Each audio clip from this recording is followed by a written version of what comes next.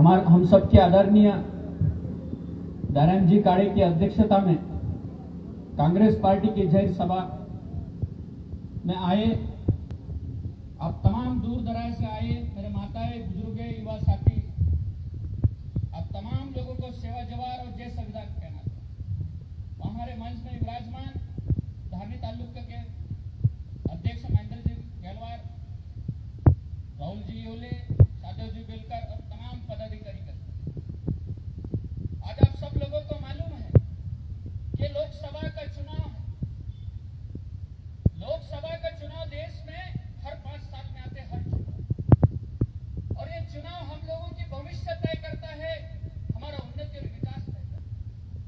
आप सबको मालूम है कि जब देश में द्रौपदी मुर्मू को, एक आदिवासी महिला को राष्ट्रपति बनाया तो बीजेपी वालों ने जगह जगह में बैनर लगा, जगह जगह में पोस्टर लगाए, रैली निकाला कि देखो हमने एक आदिवासी को सम्मान किया। अबे तुम्हारे आंखें तब कहां गया जब हमारी बहन, हमारा मां को मणिपुर में नंगा करके घुमाया हमें बीजेपी की सरकार। आज हम राहुल गांधी के साथ में क्यों खड़े हैं, उनके समर्थन में क्यों खड़े हैं, हम आपको बताना चाहते हैं।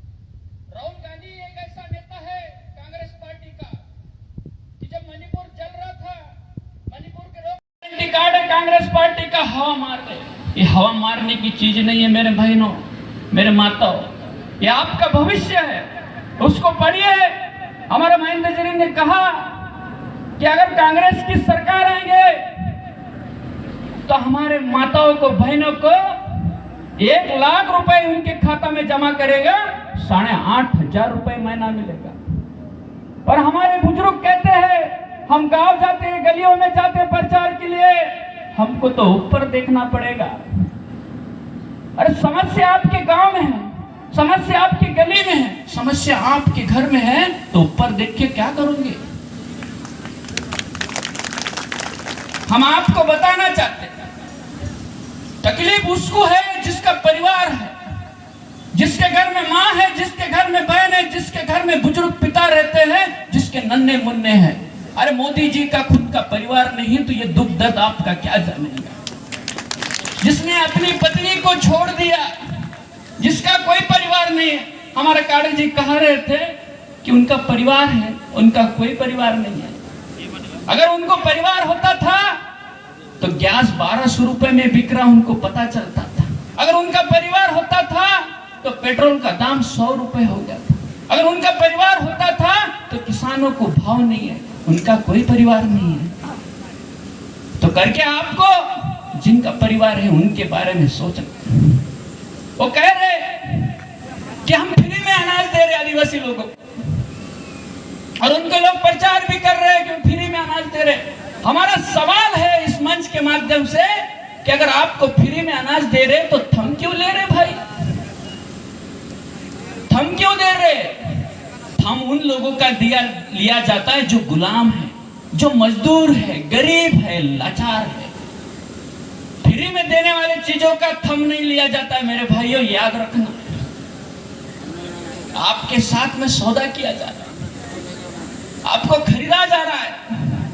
हमारे कई साथी बताते हैं, गांव गली में मिलते, माए मिलते, बुजुर्ग मिलते कि भाई हमारे गांव में पानी की समस्या है, हमारे गांव में रोड की समस्या है, हमारे गांव में लाइन की समस्या है, हमारे गांव में नेटवर्क की समस्या है। आपकी समस्या 75 साल के बाद भी निराकरण क्यों नहीं हुआ, उसका कारण एकमात्र हम सब है। जब हम चुनाव आ जाते तो नेता को बोलते हैं कि भाई देख हमारा परिवार 100 लोगों का है, दे दो 10,000 रुपए। हमारे नौजवान साथी बोलते हैं कि हमारा क्रिकेट का टीम है, वॉलीबॉल का टीम है, नेट दे दो, वॉलीबॉल दे दो। हमारे कुछ साथी बोलते हैं कि हमें मटन खाने की शौक है, मटन दे दो, चिकन दे दो। कुछ लोग बोलते हैं हम दारू पीते, दारू दे दो। अभी कुछ लोगों को हमारे माता और बहन ने कुछ साड़ी दिया। अरे जब आपकी समस्या ही साड़ी है, आपकी समस्या ही मटन और चिकन है, आपकी समस्या ही पैसा है, तो आपको तो दे दिया पहले, तो क्या का विकास होना, क्या का विकास होना आप लोगों को। करके आपको इस भूमि से, जगह से, हमारे भैया दाराम कड़े जी की भूमि से आपको शपथ लेना पड़ेगा कि हम बिकने वाले नहीं हैं। अब इस बार हम दारू में नहीं बिकेंगे, हम चिकन में नहीं बिकेंगे, हम मटन में नहीं बिकेंगे, हम साड़ी में नहीं बिकेंगे, क्योंकि हम स्वाभिमानी लोग हैं। हम आदिवासी समाज का इतिहास उठा के पढ़ लो। हम इस भूमि में, इस क्षेत्र में सर काटना सिखाए पर झुकना नहीं। अब आप महाराष्ट्र के किसी भी कोपरे में चल जाओ, देश के किसी भी क्षेत्र में चल जाओ, हमारे माँ बहन स्वाभिमान और सम्मान के साथ में बड़ी धूप में गड्ढा खोदते हुए दिखेगा, पर किसी के सामने झोली फहरा के भीख मांगते नहीं दिखते। ये लोग हमें लालच दिया जा रहा है। अब बताइए ना, नवनीत कौर 5 साल में मेरे माताओं को, बहनों को साड़ी दी? नहीं दिया। अभी चुनाव से पहले क्यों दिया? कई माया हमको मिलता है, मैंने कई जगह में सभाएं लिए, कार्यक्रम लिया कि दाई इन्हें लीजा एक बार काम नहीं बनने, लेकिन काकू काका काम जेबा, लेकिन आप के घर लग के काकू काका डोलन दा सो काकू भी डी के टिया की बा। कई माया मंडे काकू काका नहीं छोड़ दई, लेकिन गुदड़ी तो भी नाले सिलाए बा, लेकिन आप गुदड़ी भी सीधे दोनों भी बना के दे। अब ये सामाजिक अपमान डा के हेज में लाख रुपए का लीजा ये बेर बा, अब के सारे 70 रुपए 30 रुपए लीजा जे लग के। और अब ये समाज अगर ब्याह तो सो गरीब ते गरीब, मजदूर ते मजदूर, सर नरगन कमाएगा, ये भोपाल हिंदुलन कमाएगा, तो गावन जब ब्याह डटावा तो सो इन अब ये समाज प्रथाटा का लीजा जूबा, विपिन अच्छा क्वालिटी लीजा जेबा कि अब ये माँ बहन को लीजा है बेरबा, बेटा अपन चाहिए निजे लीजन कीजिए टाका,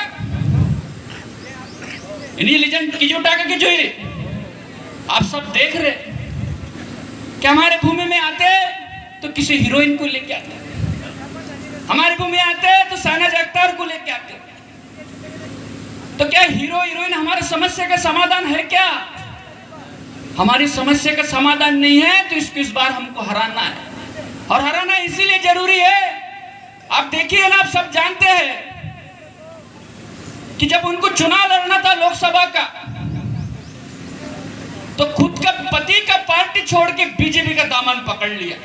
अरे जो पत्नी पति का ना हो सका तो क्या इस मेलघाट वासियों का होगा मेरे साथियों? वो आपको भी छोड़ देना।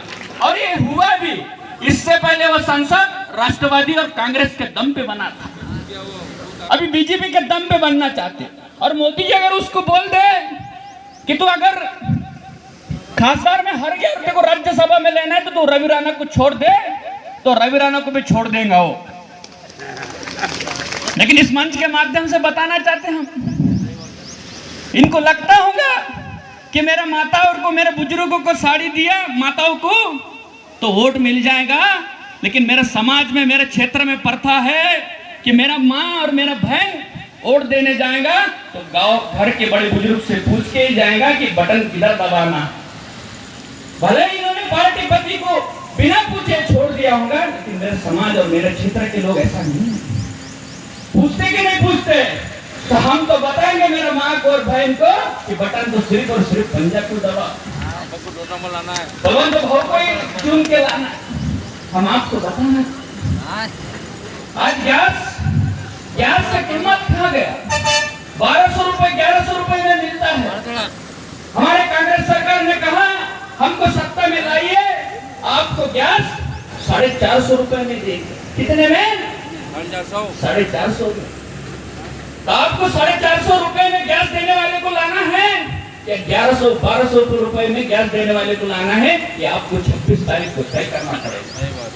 बड़ी बात बता के जाता हूँ, हमारे कई किसानों ने अपने खेत की दुरुस्ती के लिए, खेत में बोर खोदने के लिए, खेत के मशागत करने के लिए कर्जा लिया था। कई सरकार आए गए, आपको आश्वासन दे के गए, पर कांग्रेस पार्टी ने वचन दी आपको कि हमारा सरकार चुन के लाओ, आप सबका कर्ज मुक्त करेंगे, आपको कर्ज से बरी करेंगे, ये घोषणा कहा। हमारे साथी ने कहा इससे पहले पेशा की भर्ती के संदर्भ में कि 10 साल हो गए, 10 साल हो गया मेरे भाई, हमारे क्षेत्र में भर्ती नहीं हुए। हमारे कई बुजुर्ग, हमारे कई माता पिता आशा और उम्मीद बना बैठे, अपने बच्चे को पढ़ाया लिखाया कि आज अधिकारी बनेगा, कर्मचारी बनेगा। हमारे कई नौजवान साथी डीएड और बीएड किए एक आशा और उम्मीद के साथ में कि हमें नौकरी मिलेगा, लेकिन भर्ती आज तक नहीं हुए। लेकिन हमारे कांग्रेस सरकार ने घोषणा की कि हमें सरकार में बिठाइए, हम 30 लाख नौकरी का भर्ती लेंगे। ये आश्वासन इस गारंटी कार्ड में दिया है। अब देखते हैं, अब जानते हैं कि जब हमारे परिवार का व्यक्ति कोई बीमार हो जाता है तो धारनी इलाज जाता है, परतोड़ा में जाता है, अचलपुर में जाता है, इंदौर जाता है, भोपाल जाता है, महाराष्ट्र का क्षेत्र में जाता है। हमारे समाज के लोग इस तरह की स्थिति है कि वो खून भी लेने के लिए पैसा नहीं है, यहां तक कि भाई 200-300 रुपए की गोली दवाई लेने के लिए पैसा नहीं है। पर कांग्रेस सरकार ने वचन दी, राहुल गांधी ने वचन दी कि हमारा सरकार चुन के लाओ, आपका इलाज के लिए 25 लाख रुपए का खर्चा करेंगे। उस गारंटी कार्ड में कहा करके मैंने बार बार बोल रहा हूं, गारंटी कार्ड आपका भविष्य है, आपका सपना है, आपका हक है, आपका अधिकार है करके यहां से जाके कहीं पे जाके आप शक्कर मत लीजिए। उसमें नेटाबू ब्यागे संजो शक्कर टिलाया दे ना पे तो बाड़ो पपड़ तीन के बकी इतनी स्थिति बकी जा पे आप सभी से विनती है। आप देख रहे होंगे कि आज हमारा क्षेत्र जंगल से भरा हुआ है। कुछ दिन पहले, कुछ साल पहले हमारे टाइगर का गेट खोंगड़ा में था, अभी जामली के पास आ गया। कौन कर रहे हैं? अरे भाई ग्राम सभा से तो एनओसी नहीं जा रहा तो कौन आपको बेच रहे? तो जिनको आपने नेता बनाया, जिनको आपने आमदार बनाया, जिनको आपने खासदार बनाया, वो आपको बेचने का काम कर रहा। आज हमारे लोग जंगल के क्षेत्र में तो रह रहे, लेकिन जंगल से एक अधिकार भी नहीं मिला उनको। आज भी हमारे लोगों को उसकी जमीन का अधिकार नहीं मिला, उसको पट्टा नहीं मिला। 10 साल के अंदर बीजेपी जब सरकार आया तो हमारे लोगों के दावा सब खारिज के, किसी को जमीन देने के लिए तैयार नहीं। पर राहुल गांधी जी ने कहा कि हमारे सरकार को चुन के लाइए आप, आपको वो 1 साल के अंदर सब लोगों को पट्टा दिया जाएगा। इसका भी गारंटी कहा उन्होंने। आज आप देखते हैं,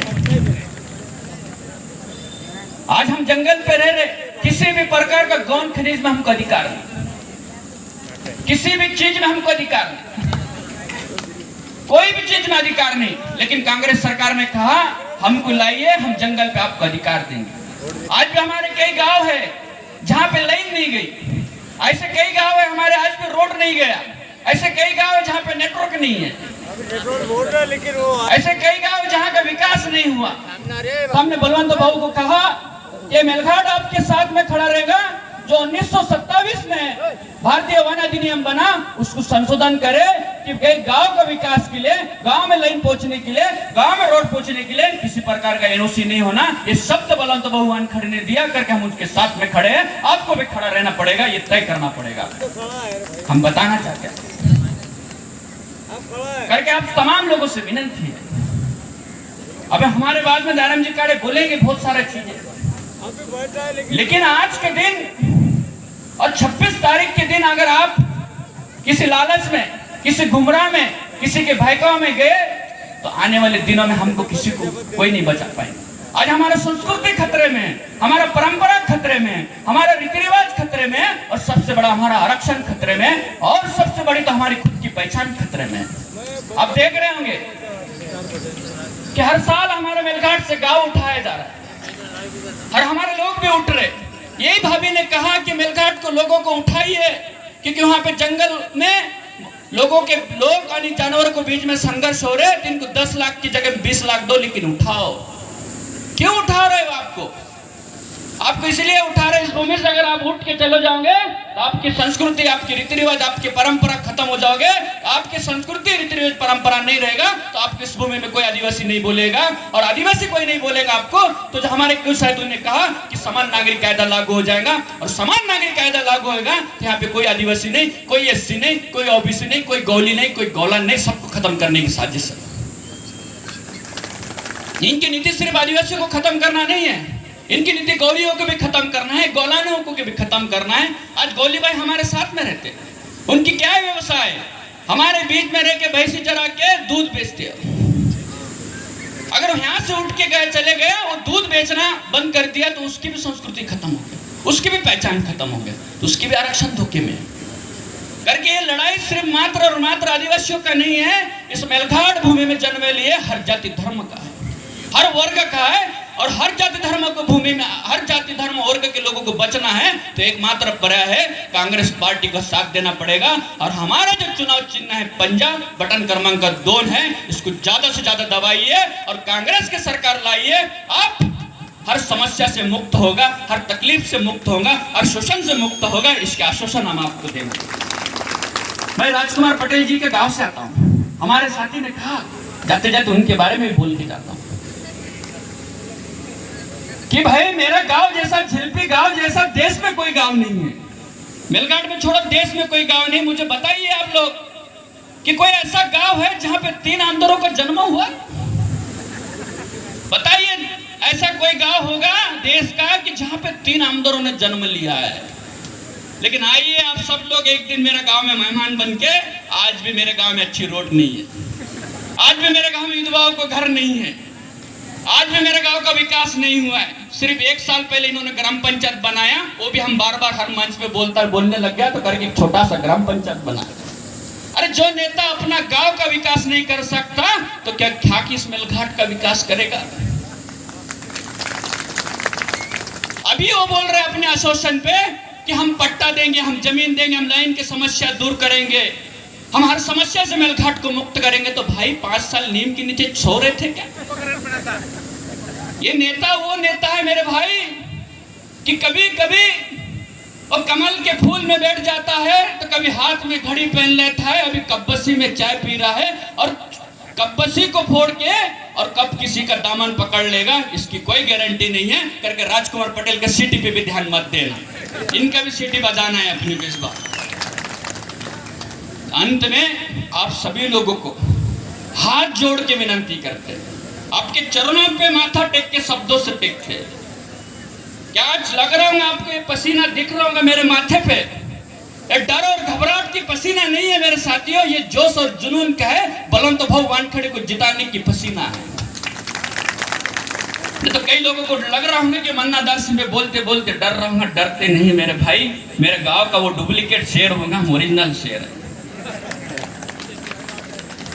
हमारा कोई वारस नहीं राजनीति करके आप सभी लोगों के हाथ जोड़ के विनती करते हैं कि ये हंसी खुशी का राजकारण ये नहीं है, मुद्दा नहीं है।